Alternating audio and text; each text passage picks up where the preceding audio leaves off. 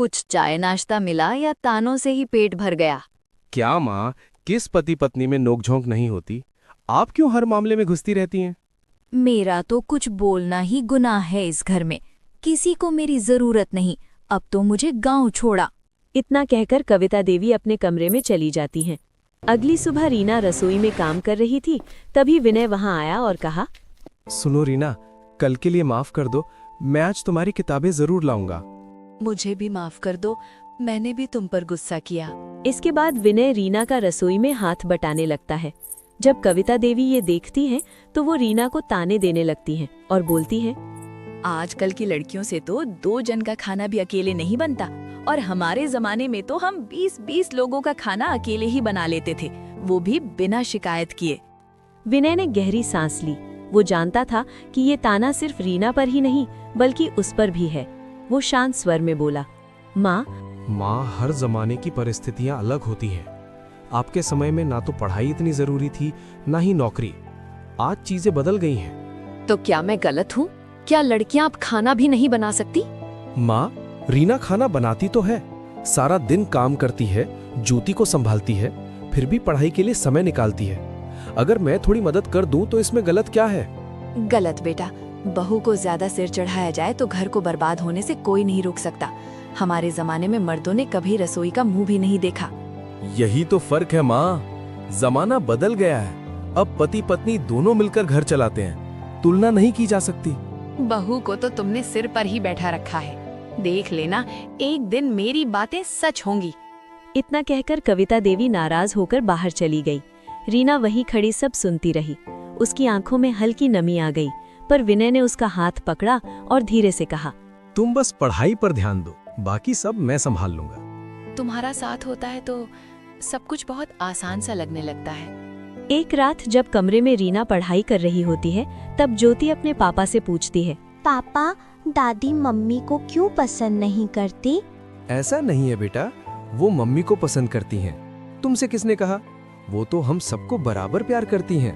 तब वो रोशन की दादी से मम्मी के बारे में बुरा क्यों बोल रही थी? विनय और रीना एक दूसरे को खामोशी से देखने लगते हैं। फिर विनय ज्योति को समझाते हुए बोलता है, ऐसा नहीं है ज्योति, आपने ठीक से सुना नहीं होगा। चलो अब सो जाओ। रीना ने भी बातों को नजरअंदाज किया और पढ़ने लगी। अरे बहू, एक कप चाय मिलेगी?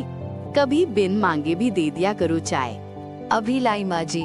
चाय देने के बाद रीना विनय और ज्योति को टिफिन देकर भेजती है और जल्दी जल्दी घर के काम निपटाने लगती है। अरे बहू, तुम पोछा इस डंडे वाले पोछे से क्यों लगाती हो? घर बिल्कुल भी साफ नहीं होता। हमारे जमाने में हम बैठकर घर की सफाई करते थे, घर एकदम चमक उठता था। और हाँ सुनो, मेरे कपड़े हाथ से धोना, मशीन में साफ नहीं होते हैं। माँ जी, पढ़ाई के लिए वक्त भी तो चाहिए मुझे, इसलिए मैं मशीन में कपड़े धो लेती हूँ। अरे जाओ, ये सब बस बहाने हैं काम से जी चुराने के। जब देखो पढ़ाई, इस चक्कर में ना ही ढंग का खाना मिलता है और ना ही घर की सफाई होती है। रीना ने कोई जवाब नहीं दिया और काम में लग गई। रात के समय जब रीना पढ़ाई कर रही थी, तब कविता देवी उसे पुकारती हैं। अरे बहू, जरा इधर आओ तो। विनय ने ये सुना तो उसने कहा, तुम पढ़ो, मैं जाकर देखता हूँ माँ क्यों बुला रही है। विनय को देखकर कविता देवी बोली, तुम क्यों आ गए? मैंने बहू को आवाज दी थी। वो पढ़ रही है माँ, आप मुझसे बोलिए। मुझे सिर दर्द की दवाई और पानी चाहिए, पर तू रहने दे, मैं खुद ही ले लूंगी। तू तो थका हुआ ऑफिस से घर आता है, जा आराम कर। अरे माँ, थकती तो रीना भी है। दिन भर घर के काम और फिर पढ़ाई, रात में भी देर तक जागती है। तो किसने कहा जागने को? क्या जरूरत है पढ़ाई की? घर परिवार देखे और आराम से रहे। क्योंकि मैं चाहता हूँ कि वो भी अपनी पहचान बनाए, सिर्फ घर में बंद ना रहे, बल्कि अपने दम पर कुछ करे। उसे ऊंचाइयों पर देखना मेरा भी सपना है। कविता देवी चुप हो गई, लेकिन चेहरे पर असहमति साफ दिख रही थी। आ जाओ रीना, तुम भी चाय पी लो और फिर पढ़ाई करो। नाश्ता मैं बना दूंगा। तो बताओ ज्योति, आज क्या खाना है पापा के हाथ का? ज्योति कुछ बोलती उससे पहले कविता देवी बोल पड़ी, आज तो मुझे बहू के हाथ का आलू पराठा खाना है। माँ, रीना के हाथ के पराठे आप कल खा लेना। आज बताओ मैं क्या बनाऊं आपके लिए? कुछ भी बना लो, वैसे भी मेरी पसंद से किसी को क्या लेना देना है। ओहो माँ, क्या आप भी जब देखो उदास हो जाती हैं। मैं आपके लिए गर्मा गर्म पूरी और सब्जी बनाता हूँ। इसके बाद सभी अपने अपने काम में लग जाते हैं। रीना के परीक्षा का दिन भी आ ही गया। वो जल्दी से तैयार होकर विनय के साथ परीक्षा देने जाती है। कुछ दिन बीत गए। रीना परीक्षा में पास हो गई। इसके बाद इंटरव्यू की बारी थी। विनय ने भी रीना की तैयारी में कोई कसर नहीं छोड़ी। कभी वो उसे मॉक इंटरव्यू करवाता, कभी नए सवाल ढूंढ कर लाता। रात में जब रीना पढ़ते पढ़ते थक जाती, विनय दूध का गिलास लेकर आ जाता। दूसरी ओर कविता देवी ये सब देखकर और कड़वी होती जा रही थी। अब मैडम को इंटरव्यू देना है, इसलिए बेटा नौकर बन गया है। तभी एक दिन डाकिये ने दरवाजे पर दस्तक दी। रीना का दिल जोरों से धड़क रहा था। उसकी हथेलियां पसीने से भीग रही थी। विनय उसकी ओर देखकर मुस्कुराया। एक गहरी सांस लो और पढ़ो क्या लिखा है।